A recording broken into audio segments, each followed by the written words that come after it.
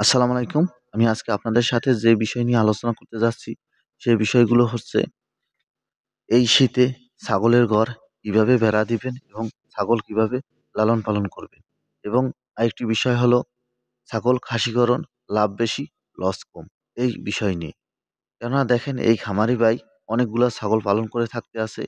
এর ছাগলের ঘর পরিষ্কার করার জন্য মোটর পরিবর্তে পাম্পার মেশিন, কারণ এখানে কারেন্টের ব্যবস্থা নাই, তাই পাম্পার ব্যবহার করে ঘর পরিষ্কার করে। দেখেন ঘরটা পোস্তা করা, কিন্তু এরকম অবস্থায় পোস্তা করা যদি থাকে, ভিতরে যদি চালি না দিয়ে থাকেন, তাহলে আপনার ছাগল দ্রুত ঠান্ডা লাগে।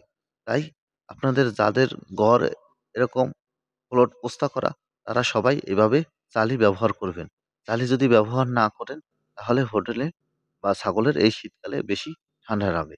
এবং এর সাথে সাথে পাশে পর্দা দিয়ে বেড়া দিতে হবে, যাতে সরাসরি বাতাস না ঢুকতে পারে। দেখেন এই ঘরটির চারোপাশ থেকে কিভাবে বেড়া দেওয়া হয়েছে এবং এখান থেকে কিভাবে বাতাস বইতে থাকে এবং সম্পূর্ণ জলা জায়গায় একটি বাগানের মধ্যে। কেননা এরকম অবস্থায় যদি খামার তৈরি করেন, ছাগল ছেড়ে দিলে ছাগলের খাবার খুব কম লাগে। কিন্তু খামারি ভাইয়ের ছাগল মাঠে চরাতে নেওয়ার কারণে আপনাদের সম্পূর্ণ ছাগলগুলা দেখাতে পাচ্ছি না। তাই আপনার ঘরের চারিপাশটা দেখানো হয়েছে।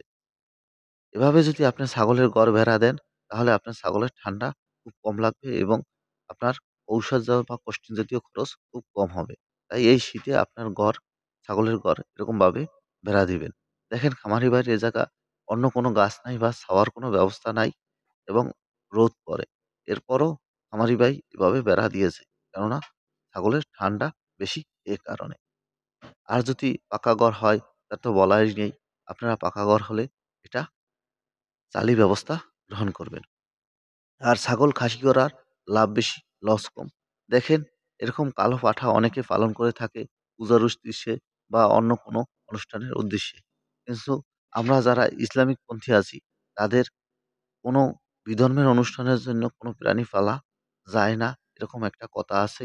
তার কারণে আপনারা যদি এই ছাগলটিকে যে পরিমাণ দাম পাবেন পাঠা অবস্থায়, তার চেয়ে ছাগলটিকে যদি খাসি করে ফেলেন, তাহলে আরো বেশি দাম পাবেন। এতে আপনার খামারে কোনো সময় পাল দিতে পারবে না বা ছোট বাচ্চার হওয়ার সম্ভাবনা নাই, বা পালজনিত কারণে আপনার গাভী যে কোনো সমস্যা হবে, এরকম কোনো সমস্যা হতে পারবে না।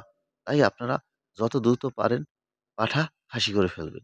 কিন্তু আমি আজকে আপনাদের খাসিকরণটি দেখাতে পারিনি ইউটিউবের নির্দেশনার কারণে। যদি আমার ভিডিওটি ভালো লেগে থাকে, তাহলে প্লিজ সাবস্ক্রাইব।